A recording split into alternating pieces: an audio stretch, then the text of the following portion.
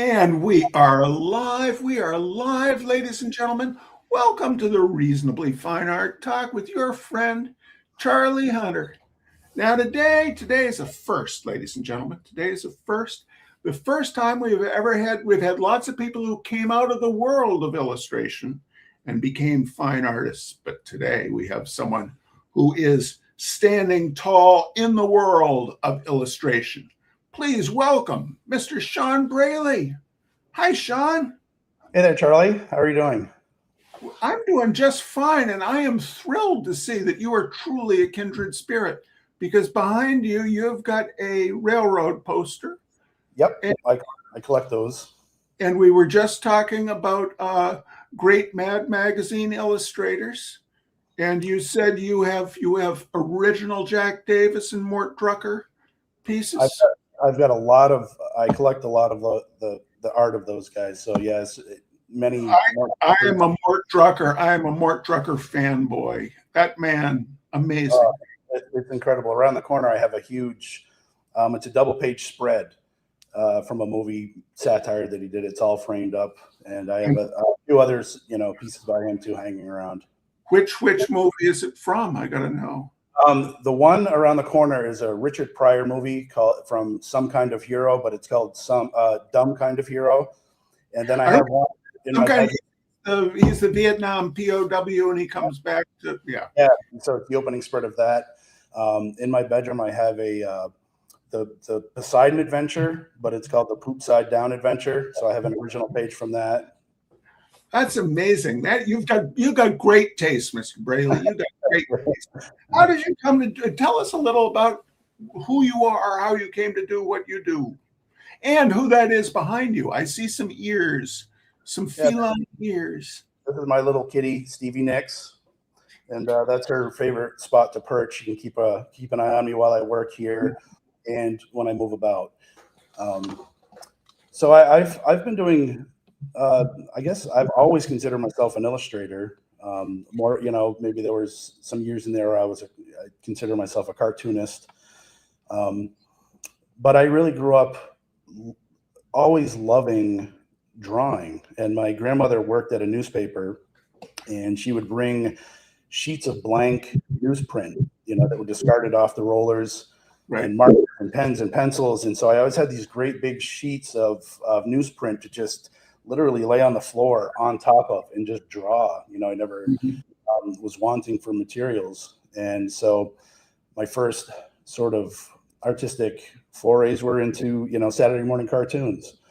I loved Bugs Bunny. I loved Looney, all that stuff. Right. And it became sort of just my identifying thing. Early on, people just knew that I had this obsession with drawing, and they would always say, "Oh, he's going to be an artist. He's going to be an artist."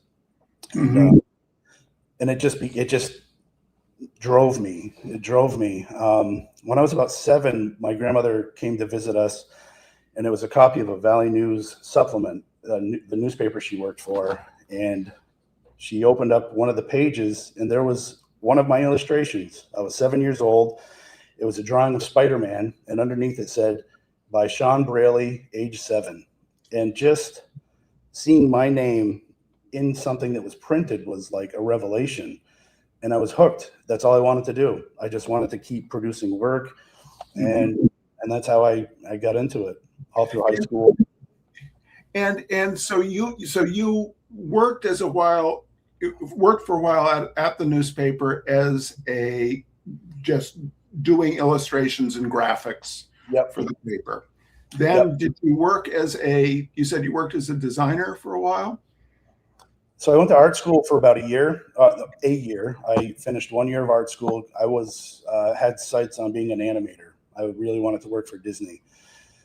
Quickly learned that keeping up a consistent thing over several hundred drawings just wasn't, my attention span doesn't run that deep.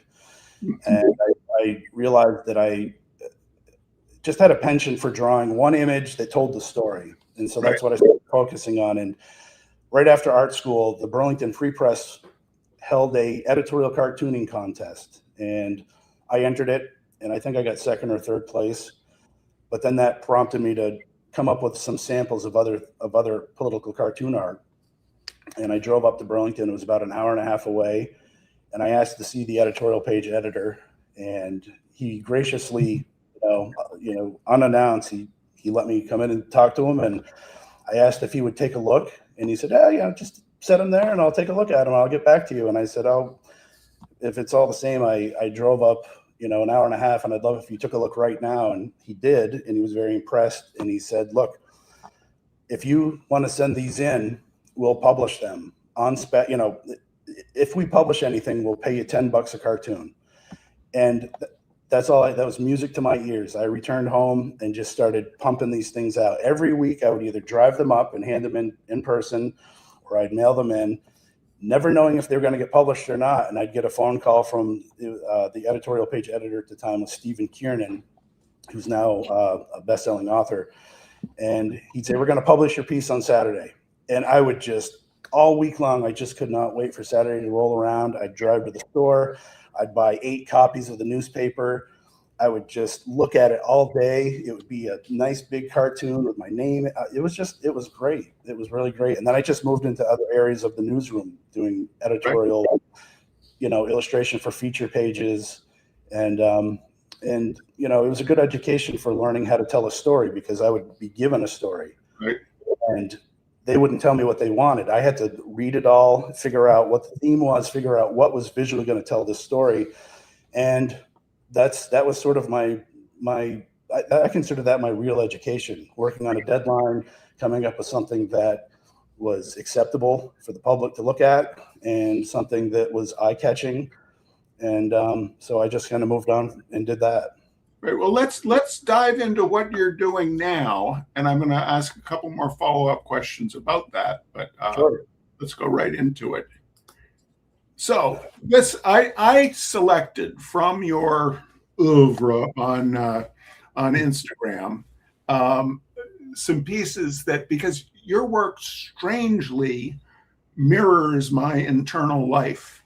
Between my girlfriend and I have a fictional mouse who is very well-meaning but slightly racist. But of course, is oblivious that he's very well-meaning. So I just thought this was a nice way of leading into your work. So tell us a little about how you chose to do whimsical anthropomorphic animals as your profession. I was working for, I was a corporate designer did stints for companies like Simon Pierce. I was a designer for them for a number of years. King Arthur Flour in Vermont, I was a designer for them for a number of years. And it just wasn't what I wanted to do. I liked it, but it just didn't on a day-to-day basis. And I kind of got burned out on it. Mm-hmm. And I just started doodling one day, because I hadn't drawn anything for myself for a long time. And I drew this little chickadee. And I thought, oh, gosh, that just makes me feel so good.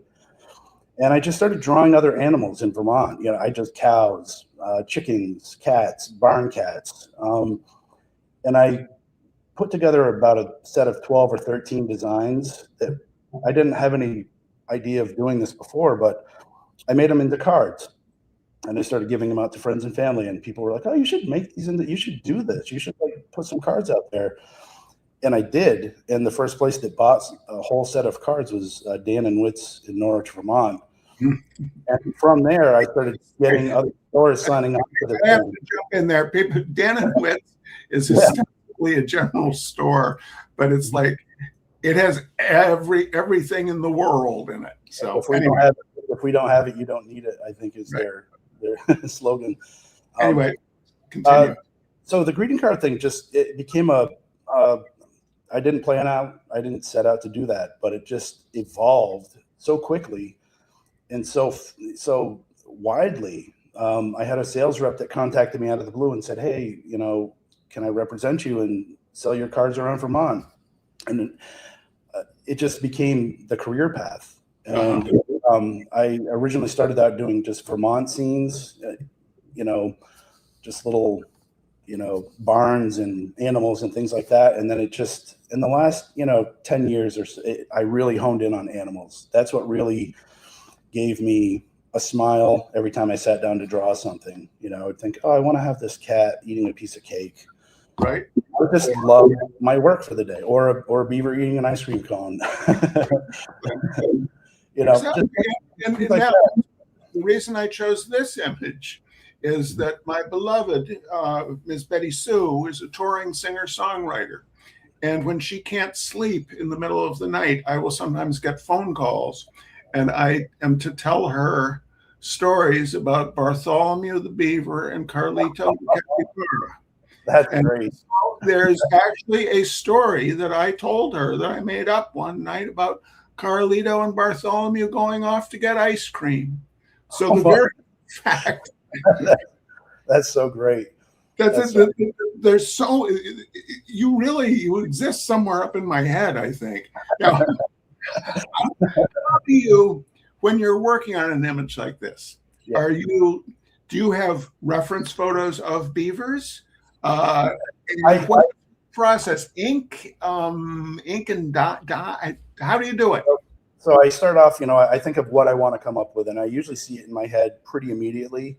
And then I'll look for reference. You know, I some of it I can draw from memory, but I get pretty detailed, and I don't know what every animal looks like anatomically. So I'll get pages of reference on whatever given subject I'm looking at, just so I can figure out what angle I want to do it. Starts off with a pencil drawing. I usually do a wash of color on top of that, watercolor, some marker. Then I do ink. I draw with like different micron pens. Back in the day, it used to be rapidograph. They were refillable ink pens. They're very messy. Right, and they would clog all the time. And my fingers were always blackened, and they were just a nightmare to work with. Right. Oh, right. You'd open one and it would have leaked during the night, and so it would drink. It would drip on the work. I'd ruin illustrations that way. And then usually what I do after it's inked, I'll go back in with fine, you know, I'll finalize coloring with marker, color pencil, a little more wash. I use these things called Dr. Martin dyes. It's a concentrated watercolor ink that I can get really vibrant colors. You know, I don't water them down too much if I'm using like a primary color. And so it just, you know, it's a mix of things. Sometimes I'll even put in some acrylic or some gouache. It's sort of whatever I'm looking for the image. Right. Yeah, because there's a wonderful difference, like in this image, between the texture in the gradation of the sky, but then the fur has a very different. It doesn't have that granulated aspect at all. Yeah. I do a lot of cross hatching, and there's just a lot of material on top of the beaver to give it that differential, you know, that separate it from the background. Right, boy, you're very, very good at that. And the thing that to me is extraordinary about this is they're adorable and they're whimsical, but they also have a dignity to them. They're not belittling of these cartoon creatures. You can really almost discern a personality in this one snapshot you're getting of a fictional being's life, it seems to me. Wow, that's beautifully said. That's really nice. It's what I'm going for. It's what I'm looking to do is kind of project, you know, a little bit of my own personality of just being a happy person into these creatures. You know, a lot of them usually have a little smile, even if they have their mouth closed, and a little twinkle in their eye. And it just, you know, I really enjoy it. I really enjoy telling these little. You're not tired of them yet? You don't do. No, I do these catalogs every year for my sales reps. There's something like over 400 in there, and there's probably a couple hundred that never even made it into made the cut. Right. And so I'm always coming up. Every single day I have a new idea for something. I just really put it away, and I just come up with them and add them into the line as they come out. Got a question for you here. I'm going to put it up on the screen. It may go over your face, and I apologize. Right over your face.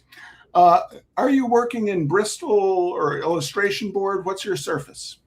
It's just so this is here's an original here. It's just regular Bristol. It's just a thick, almost water. It's a watercolor paper, really. You can kind of hear the, you know how thick it is. So cold press, smooth surface? Cold press. Yep, it's cold press. Cool. And I guess, you know, the fact that you grew up in Vermont and I'm from New Hampshire and Vermont, the landscape feels very familiar to me, which I think is probably part of why your work feels so evocative to me. I do note you do a outline of most of your creatures, and it's very hard. I've always found it hard to make an outline still have dimensionality, yet you manage to do that. Why do you choose to do that black outline? It is I don't feel confident enough to lose the line. I grew up just drawing in ink all my life, and it's just, I never branched out. I mean, in art school, there were painting classes that, I had to do paintings in acrylic without a holding line. And it scared me. I just didn't feel confident enough. I didn't feel like it was giving me, I just felt that this was my, I can work quick. It's so natural to me.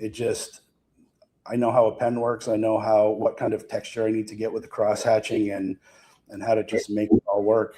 And there was a couple weeks ago, there was a Facebook page that shared a body of my work, something called Beautiful Illustrations. And there was a woman down below that said, I love his stuff, but it really annoys me that everything's drawn in ink. And I was just like, that's weird. Like, that's all I've ever done. Like, right.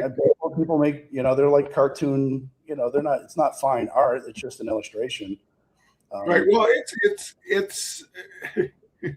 it's also, as Betty Sue's 8th grade art teacher said, the great thing about art is you don't have to like it. Right.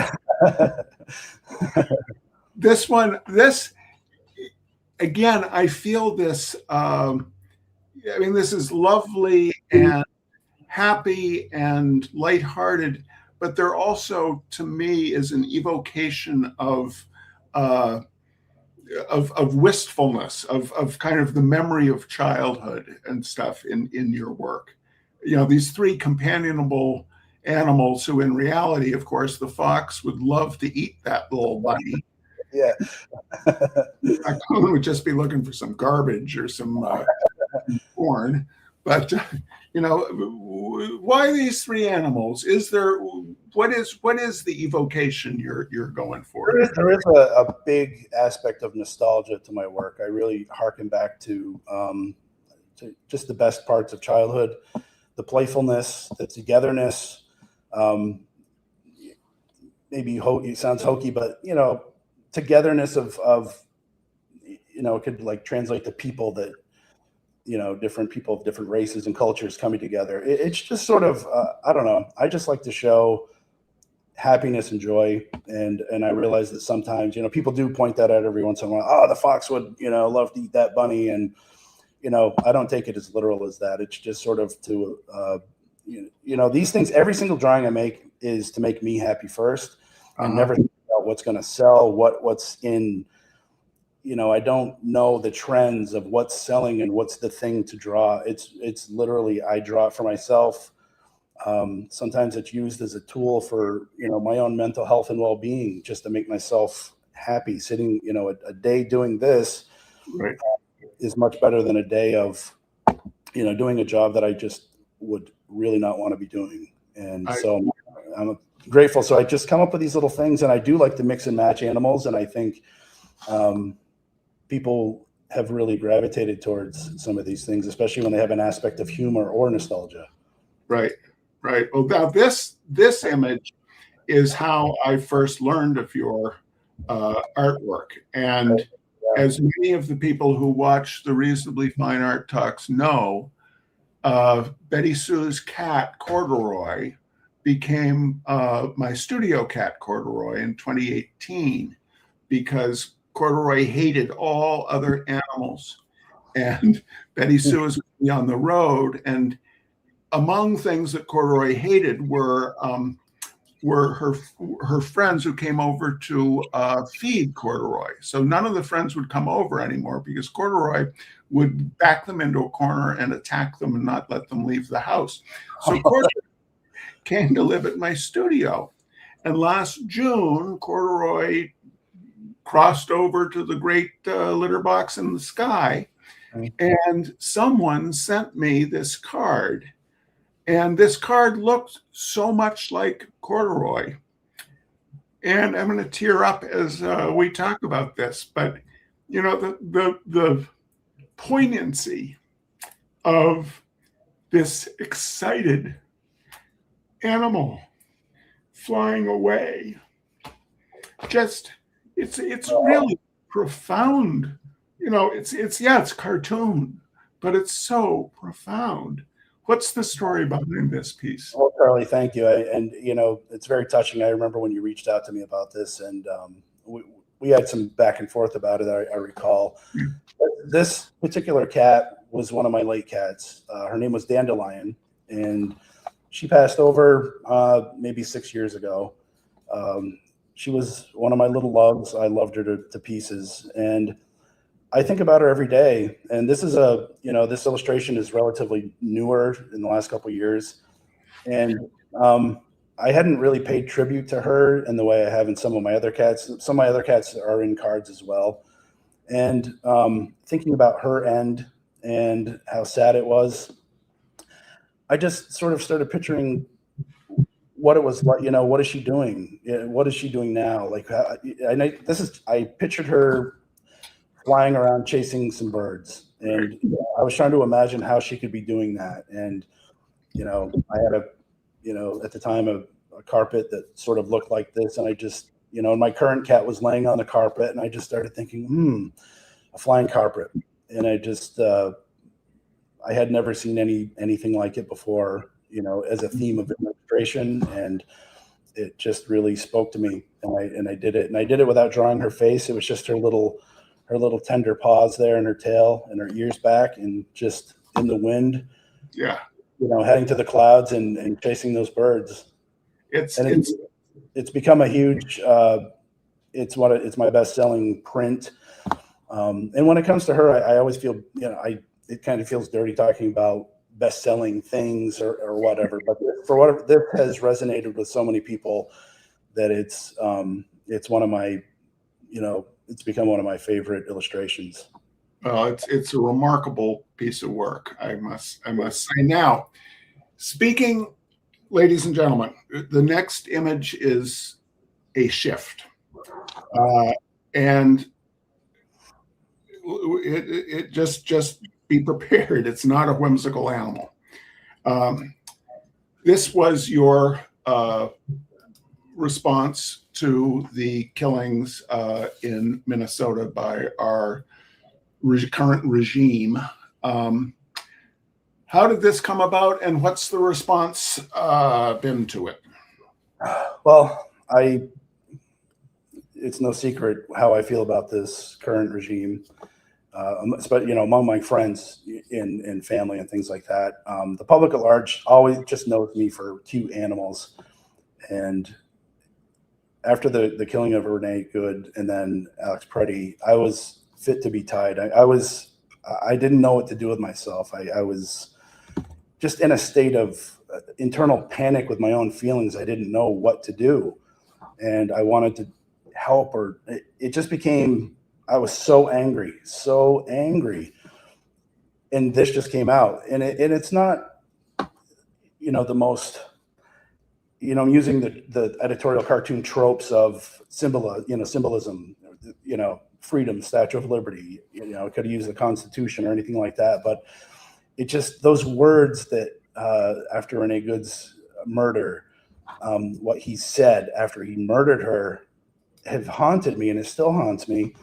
And I just sat down and I drew this out of pure anger, and it's not my best drawing of any kind. The perspective isn't my best, but it just it just came out in a fit of rage, and I didn't even know what I wanted to do with it. And I uploaded it to I put it on my personal Facebook page, and with a note that said, if you support this, if you voted for this, and this is what you wanted, then we don't need to ever know each other again. Unfriend me, get out of my life. And then you reached out and you shared it. And then it's, there was another, a well-known comedian with a huge following. He got a hold of it and he asked if he could share it. And it's been interesting. There's been a lot of hate, geared towards my way. Some private messages, a lot of comments, but it's unapologetically me. That's how I feel. I feel like this country has taken such a dark turn, and I felt like this summed up the current state right there. Well, I think it's an extraordinary piece of work. Yeah, and I shared it. It's been shared. I put it up. It was shared 4,000 and something times off of my page. Wow. And then I think, and that what it was maybe 200 people shared it directly off my page. And then from those people sharing it, other people shared it. I think it's really made a impression, it seems. And that Steve Hofstadter's sharing it, is exponentially more powerful. And, I think it is, Margarita says it's powerful and sadly a reflection of our situation. And Catherine says it's such meaningful art. His warm cat to his political drawing. The cat brings tears. Just lost my cat. The ice drawing captures my beliefs too. Thank you. So you are making really good art. Thank you. Thank you. And this piece, again, my cat is wandering around somewhere right now, but it's a black kitty, my current cat, Charbonneau. And this, to me, epitomizes, again, what you do, the humanizing aspect of Frankenstein's monster and the cat. Yeah, it's a funny Halloween black cat, et cetera, et cetera. But again, it's still so human and so loving. The sense of love and of humanity that you bring to your work, I just find extraordinary. So that's me talking. Any great summations that you feel like hearing? I'm just thankful that that you've responded to my work in the way that you have, and that you were willing to share me with your audience. And it's just been getting to know you virtually has been great, and I look forward to actually meeting you in person one day. All right. Well, we were talking about before we went live, ladies and gentlemen. Before we went live, turns out Shawn's studio is adjacent to the Utica, New York Amtrak station, and I think Utica's train station is one of the most beautiful out there. So, Shawn, I am very stupid. I forgot to do one of these banners with your website.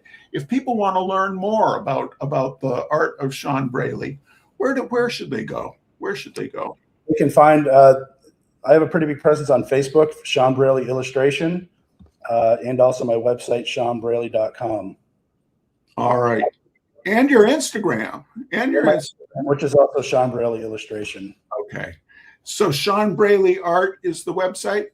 Just ShawnBraley.com. ShawnBraley.com. Yep. And people can order calendars and cards. And yeah, all my products are right on my website. All right, ladies and gentlemen, you heard it here. You heard it here. Thank you for joining us, Shawn. It really has been a delight talking with you. Likewise, Charlie. Thank you. Thank all of you out there. Thank you for being a part of Reasonably Fine Art Talks. And we'll be back next week with another one. See you then. Take care, everybody.